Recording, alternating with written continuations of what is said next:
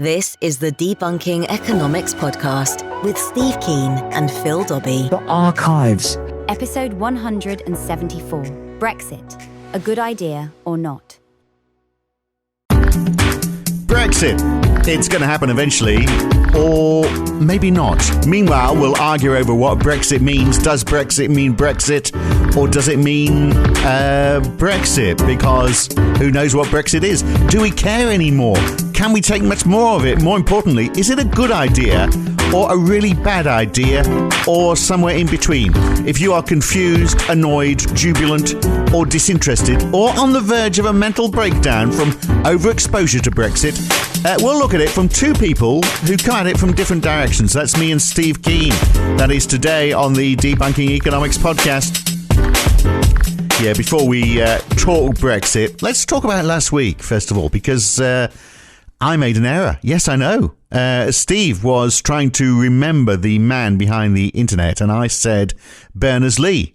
So thank you, Bijou Smith, for pointing out that Berners-Lee wasn't the man he invented HTTP, of course. So that makes him the inventor of the World Wide Web, not the internet. So maybe I should have said Vint Cerf, perhaps, or maybe I should have just kept my mouth shut, which is probably what I should have done. Now, Brexit. We have largely avoided it on this podcast. We're hoping it would go away, but it won't.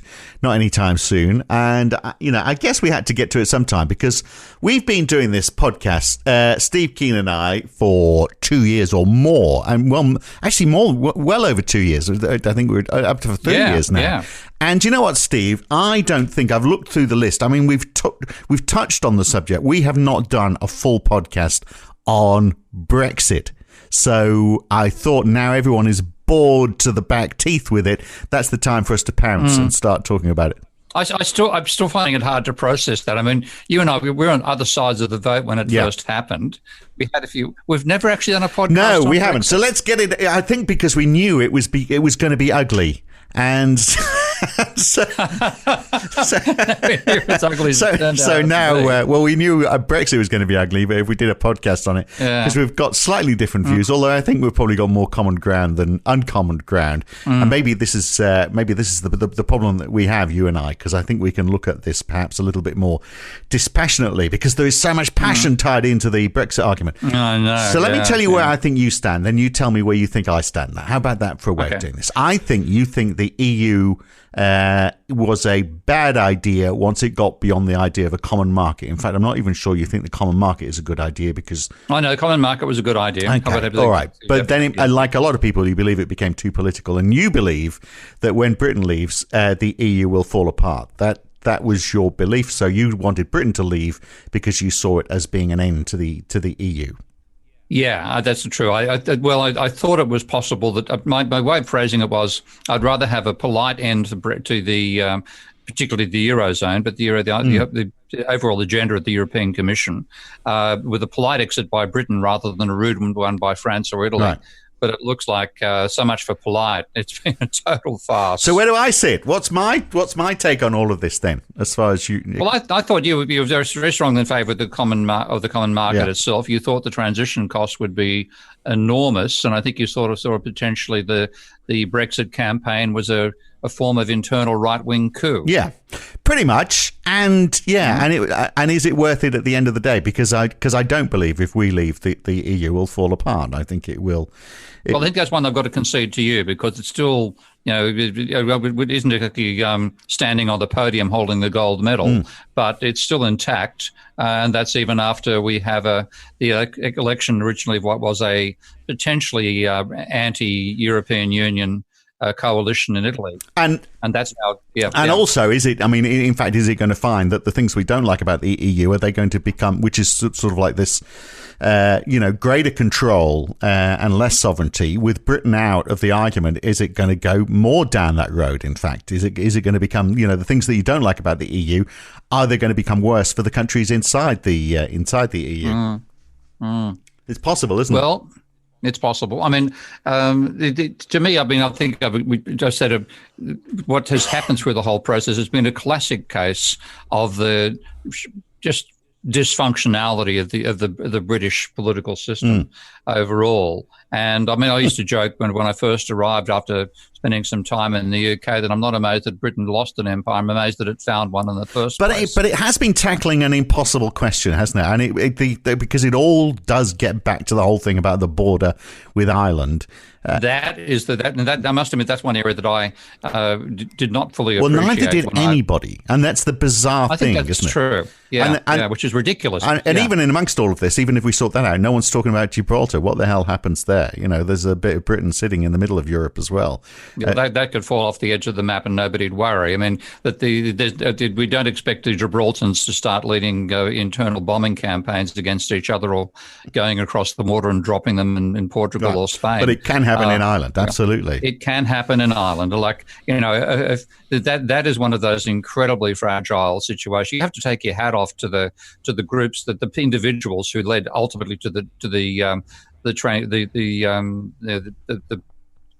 troubles being ended. I don't quite know how to praise that. Yeah, with the Good Friday Agreement. With a true achievement, going against an ingrained level of animosity that goes back virtually half a millennium, and which is still absolutely bubbling near the surface. Well, isn't there the danger that all of that is now going to be demolished? Because there is no answer to this Irish border. That is the problem. And if you look at the answer that Boris Johnson has come up with, which is in effect saying, well, let's move that Irish border so that it's actually a border between Northern Ireland and the mainland, we know that's not going to stick. So I don't think the deal that he's got, even if he manages to get a majority in Parliament, I don't think that's going to stick. And if it does stick, it's not going to stick around. It's not going to be the permanent arrangement.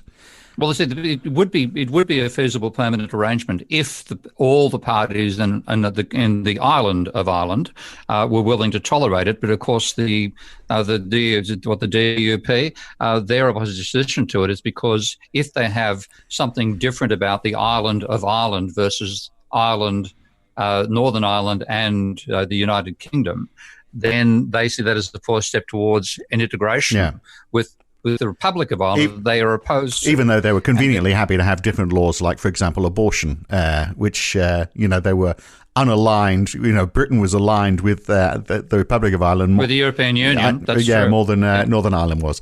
But look, I mean, what we've got now is an administrative nightmare, isn't it? Because we're going to have goods that come out of the UK, out of Great Britain, I should say, that go to Northern Ireland.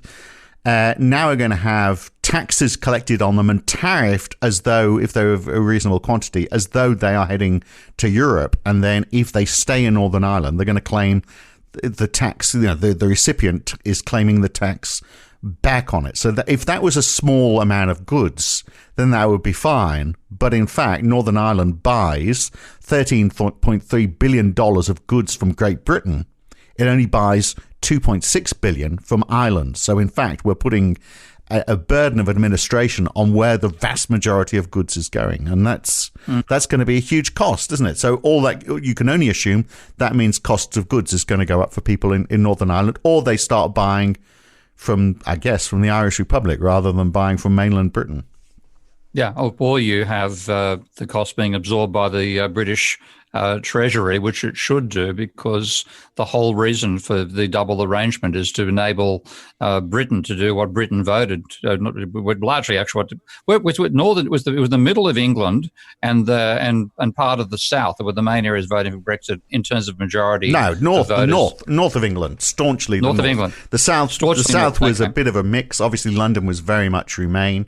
You get down to the southwest and you get into Brexit territory, but the Brexit heartland is definitely the north of England, apart from Liverpool. Which, of course, makes it the pre-industrial belt, the belt that suffered under Thatcherism, and so that's in that sense, their vote, as has been said many times by others, was fundamentally a vote against austerity. Yeah, because they're the ones who've burned the brand, not just the shutting down of the industrial sector of the UK, which began under Maggie. Well, it was made into an objective of policy under Maggie Thatcher. It was happening beforehand in many ways as well. But those are the people who suffered, first of all, under 30 years of, generally speaking, Tory-ish government, and then saw themselves as suffering under the European Union as well, and basically wanted to kick anybody in the proverbials who said, if you don't vote this way, you'll lose all that. And they said, we should be worried about losing this. hence they vote for Brexit. Now, of course, the campaign that Boris is leading is trying to say an end to it. Meld that. Absolutely. Well, trying to meld that group with the sort of empiric remnants of the Tory party, which is a ridiculous political coalition when you think about it. Well, I mean, what he's doing, in fact, is taking what it's just politicking, pure and simple, isn't it? He's taking what Jeremy Corbyn said last time. So he's saying, yeah, we're going to put more money into the health service, we're going to put more money back into police, we're going to put more money into education, and forget about the fact that he's heading the government that led austerity for so many years, because obviously politicking, they see, well, that's the way we're going to take the Brexiteers who are voting Labour at the moment. Let's get them over to the Tory side for the first time perhaps in their life. And that's what I've always seen as being Boris Johnson's campaign, because the Remain versus Exit Brexit camp split the other political parties, including the Tories for that matter. But if he can unite the Tories behind him and then exploit the divided vote between Labour, SNP and the other parties, then, and including the Brexit party now, saying he's more Brexit than Brexit, then he wins a landslide and becomes his ambition Churchill Mark II. But the and is he going to pull it off? He probably will, because people believe him, because he's charismatic and people like charismatic people, irrespective of what comes out of their mouth, it seems.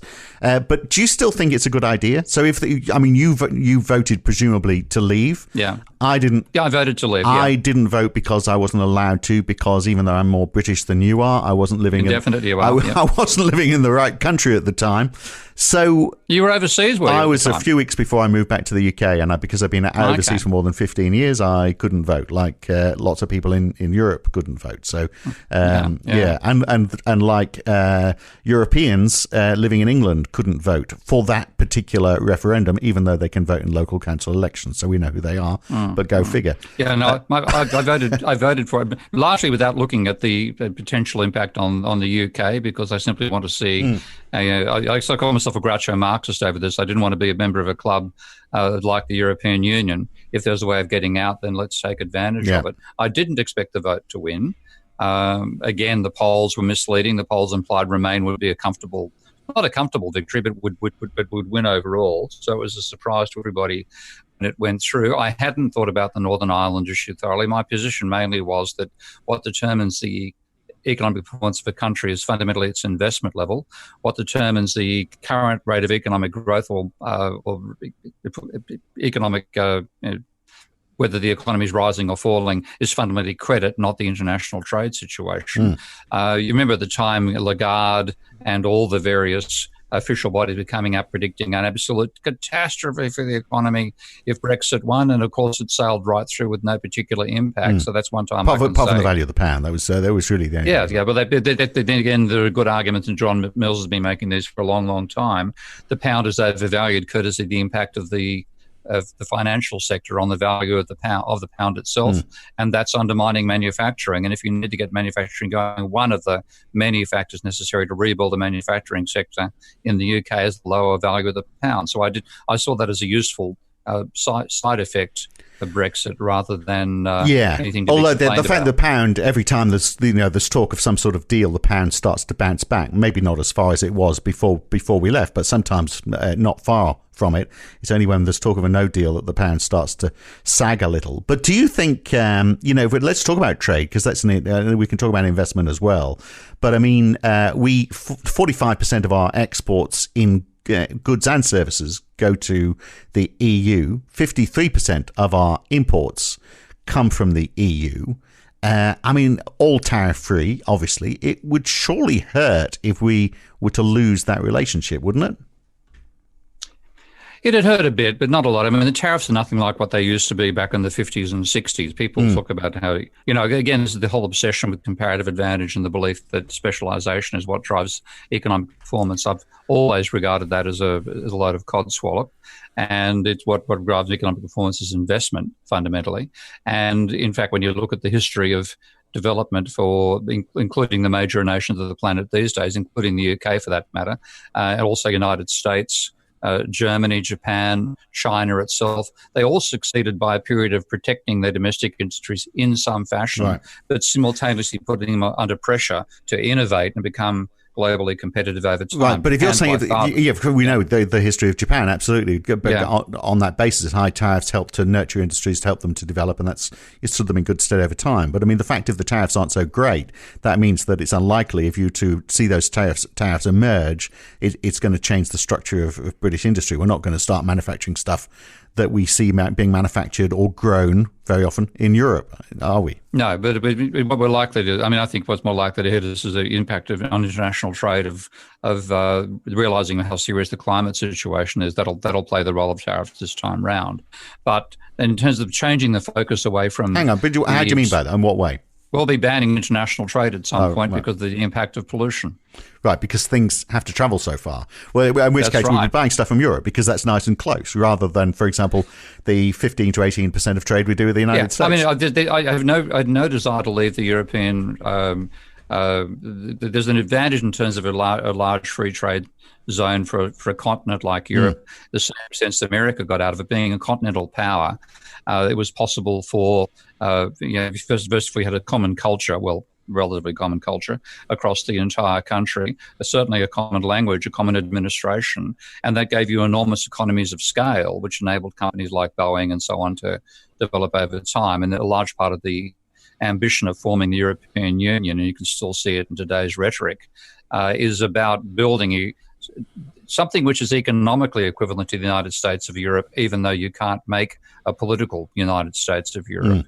And the economic argument for that in terms of economies of scale is quite valid. So I could see an argument in favour of remaining in that while leaving the elements of the European Union which are a catastrophe, which are fundamentally the focus that have been imposed by conventional economists in the European Commission. Yeah. So that's not the structure necessarily. That's just the way it's been applied. That is the fact that the bigwigs in Europe have been listening too much to those economists.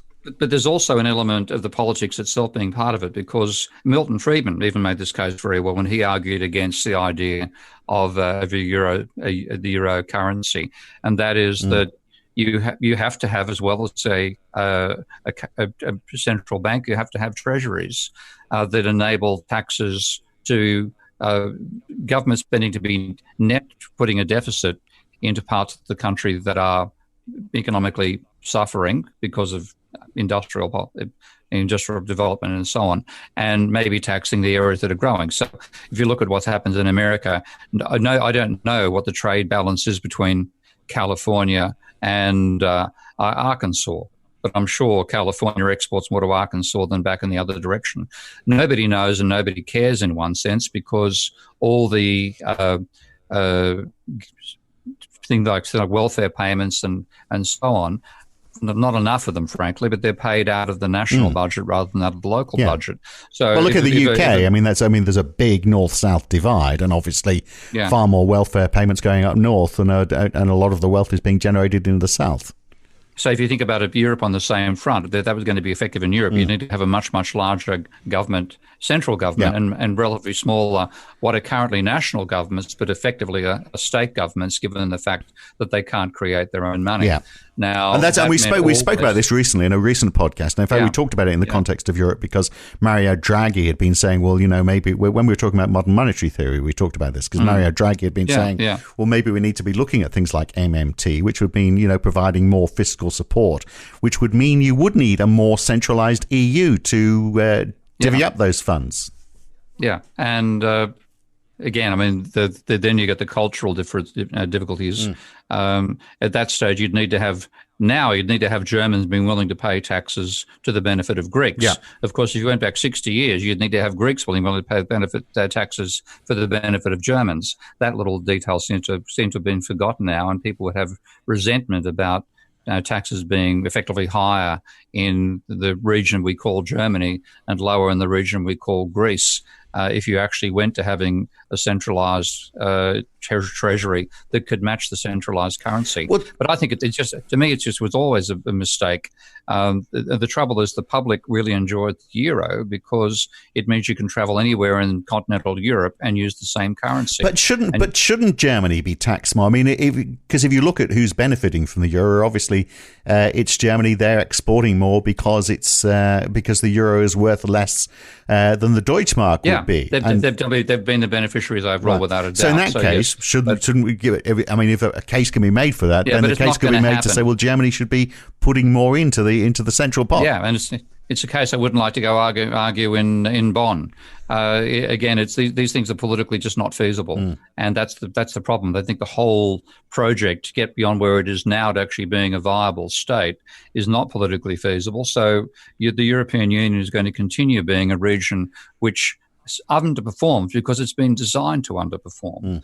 And in that case, I say, well, the best thing to do is, that's something which moves us towards breaking it up in such a way you can go back to national currencies.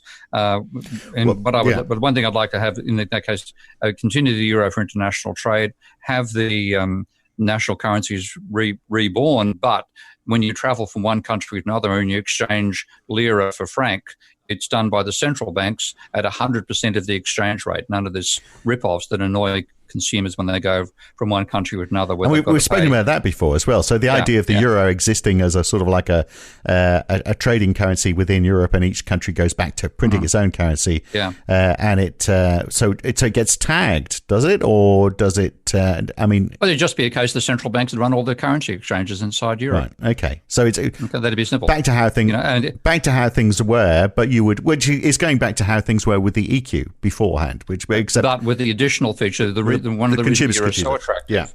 Yeah. Consumers like having they have no monetary costs if they take the euro from Germany to Italy. Right. If you're going to bring back national currency, you need the same effect on national currencies. Right. So I'm trying to figure out what it would take for you in that vote to have said, actually, I want to stay. So if the euro didn't exist, just avoiding what's happening with Northern Ireland. That's it. If I had experienced Northern Ireland before the vote, I think I had my first couple of trips to Northern Ireland after the vote, you just get this feeling this is the powder keg, and the last thing you want to do is drop anything even resembling a spark within reach of it. Right. And that's what Brexit potentially is. So apart from the Northern Ireland issue, which is a big concern, so obviously it sounds like you're saying, well, maybe it's not such a good idea then because we don't want to have that powder keg go off to ignite.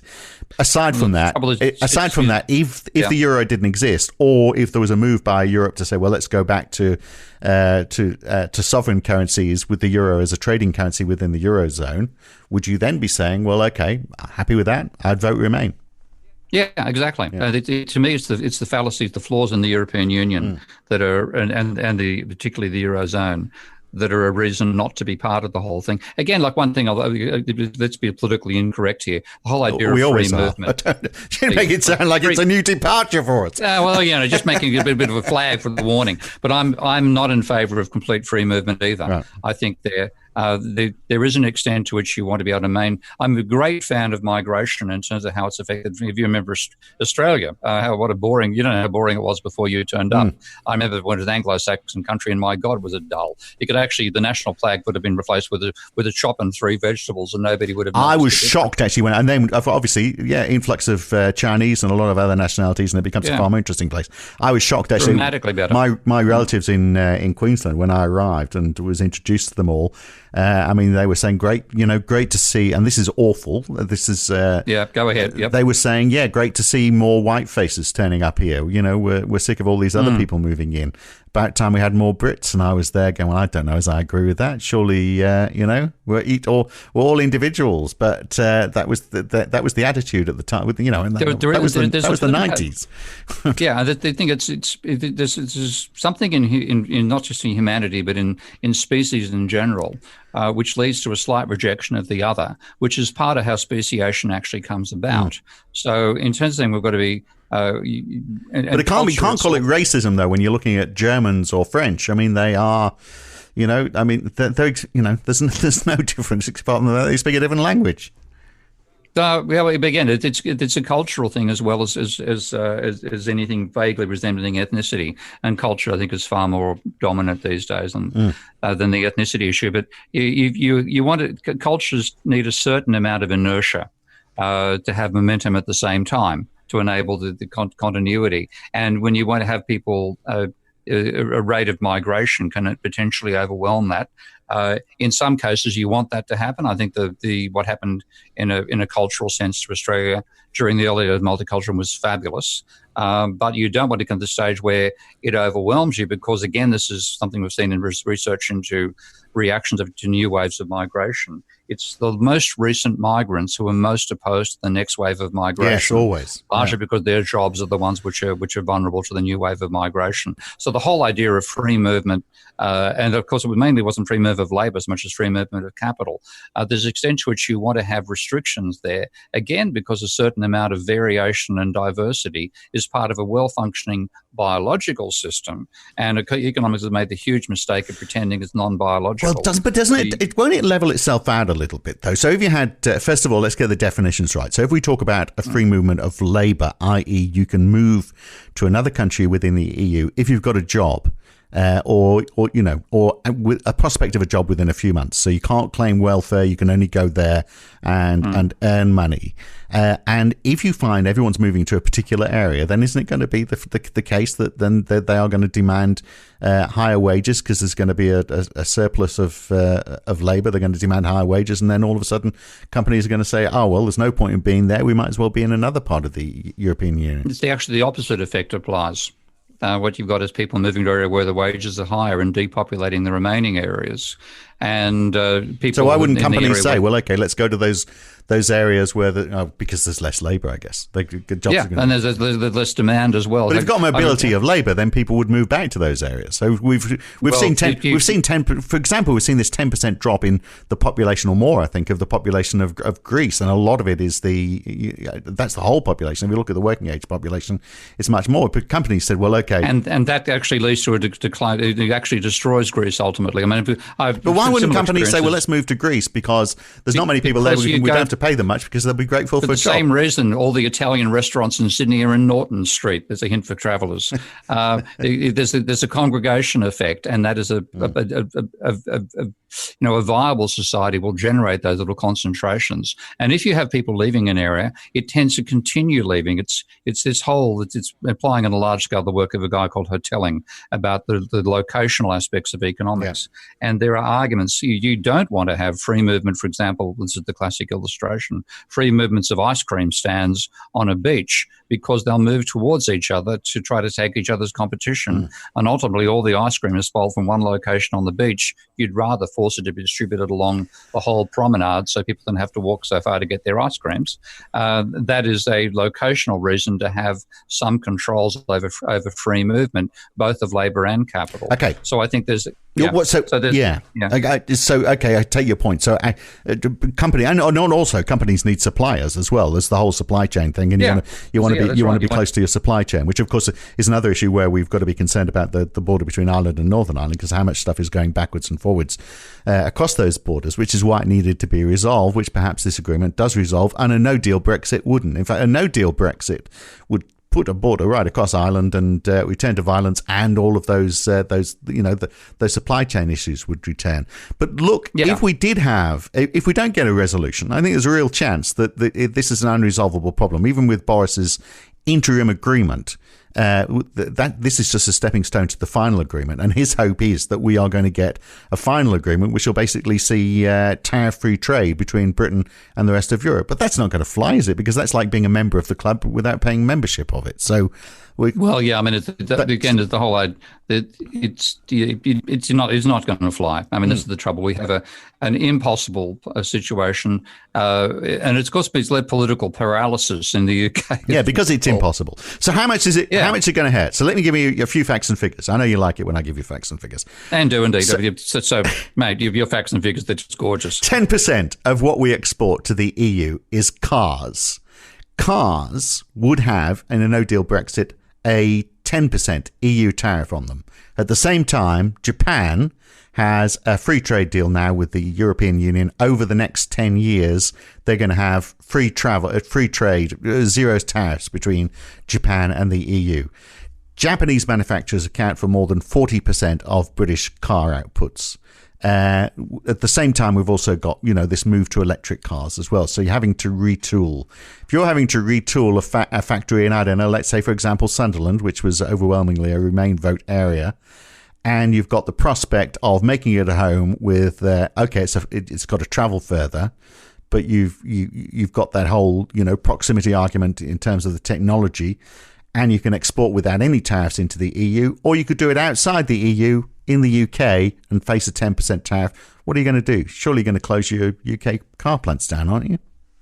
Quite possibly, yeah. I mean, there are potential damages like that, particularly, again, if you've got this, the obsession with free trade in general means that if you're stuck behind tariff walls and others aren't, then you have obviously a massive handicap. But 10%, I mean, back when I was involved with the trade union movement and the whole issue of protection in Australia, tariffs were at the order of 40 and 50%. And of course, those are the level of tariffs that Donald Trump is throwing down right now in his battles with China and Germany.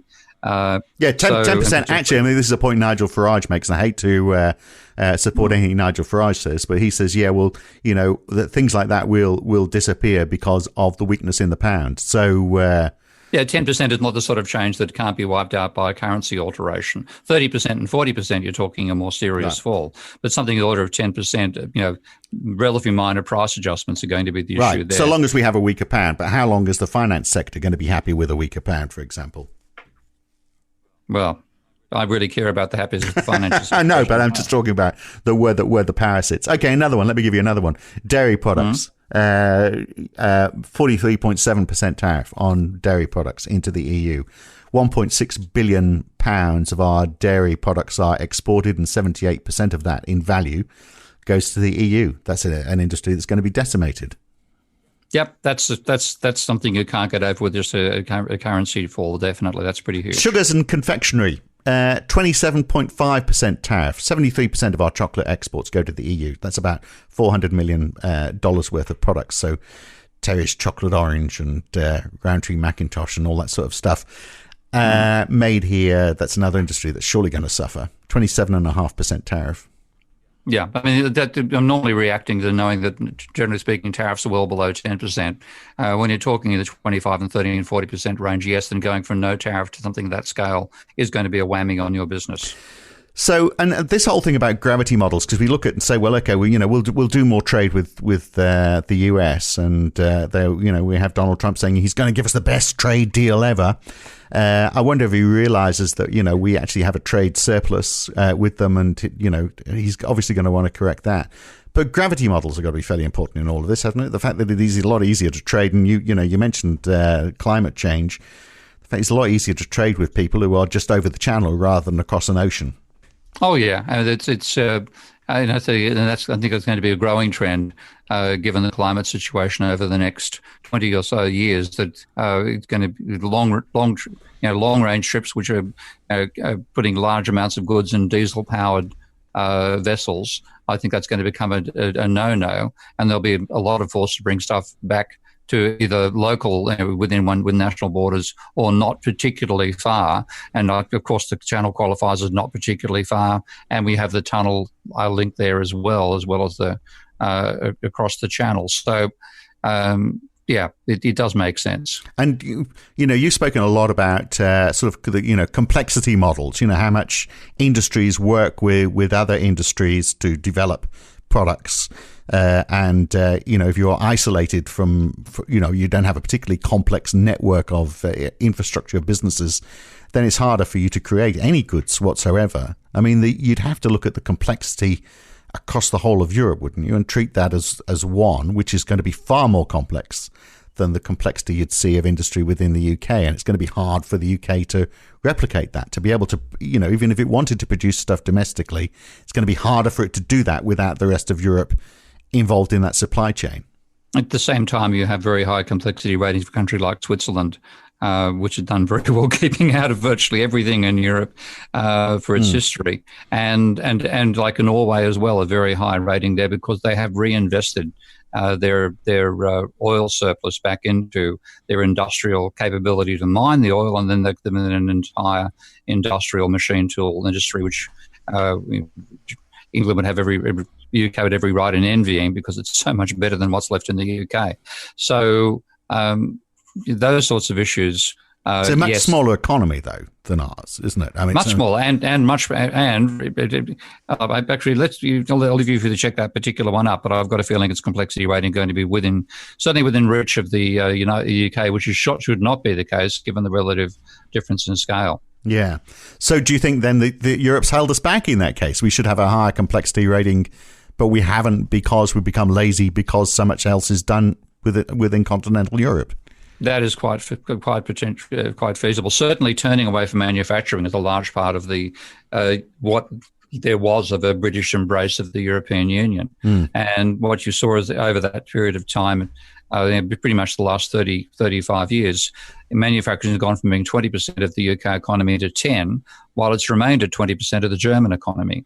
So partly the English is fell for the lazy. We'll specialise in services. They can specialise in manufacturing. To me, that's always been a fallacy. One of my favourite little sayings is that there is such a thing as a post-industrial society. It's called hunting and gathering. Well, a lot of our industrial society, of course, is up north, and a lot of it is now funded from foreign direct investment, like, for example, Japanese car plants, and it is then exported to Europe. So if we look, the impact, if there is indeed any impact at all from tariffs, so I'll ask you about that in a second. You sort of half answered that question. But 61% of goods exported from Wales and Northern Ireland go to the EU. In the northeastern Yorkshire, it's 60% of goods. It's a lot less as a percentage of goods from the south of England. So actually, the regions that voted to leave are the ones that are most dependent on producing goods which are exported to the European Union. So that sounds a bit like Turkey's voting for Christmas, unless, as I think you're trying to say, well, let's not get too hung up about the tariffs because they're probably not going to have too much impact. Yeah, to me, it's a scale of impact is not as great as people are worried about. If you had your government spending and investment was substantially large, then that sort of dropping out of a trade bloc would not be a major issue. It wouldn't cause a total social breakdown, which is the way it was being presented. By the way, just into those complexity rankings, number one in the list is Japan. Number two is Switzerland. The UK is actually higher up than I thought it might be. It's number 14, well ahead of Norway, but again, the population difference factor of 10 to 1. Norway number 40. So Norway's well and truly competing above its weight. The UK, in terms of complexity, is pretty miserable. Right. Well, so there we are. What do they make in Switzerland? Maybe we can undercut them on cuckoo clocks. Because our labour's going to be so much cheaper. Or tennis players. Yeah, what else do they make? An enormous amount, obviously, which, again, they have focused upon their industrial base and technology in innovation and manufacturing, and the UK has let it wither. But would it return? That is the question. Are we going to find that after an uncomfortable period, Britain will get back to manufacturing? It's the chicken and egg argument, isn't it? We get back to the one about tariffs. If the tariffs aren't that great, who cares? It's not going to be enough of an incentive to reindustrialize. That's the danger. I mean, there's no guarantee that... So we want the EU to put their tariffs up. It'll make everything more expensive, but it'll force us to do more ourselves. Yeah, well, I think we're going to be forced over. That's one thing I expect to see with the climate change over time, being literally forced to do more for yourself because the carbon cost of importing will become regarded as too excessive, and we'll have policies blocking those, which might as well be tariffs in their effect. But yes, whether the UK can actually reindustrialise, a very, very big question. So so two questions to finish with, and I'll answer them as well. The questions are, what do you think is going to happen in the end, and what should happen? My answers are, well, I think we should stay in and try and drive change within, because it's always only because circumstances will change, and politics will change, and personalities will change over time. So nothing we're looking at in an institution is just a structure, and it can be changed by the people who form part of that structure. As to what's going to happen, I suspect that we're going to be locked in deadlock for another year. The government is never going to agree anything. We're going to have a hung parliament. They're not going to agree. There'll be another people's vote, and I suspect we probably will remain. Yeah, I think Remain's going to be the outcome as well.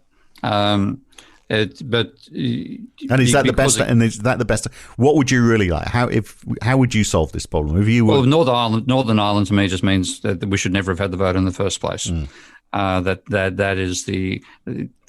the bottom line for me. So that's unless we can convince Ireland to leave. Good luck with that.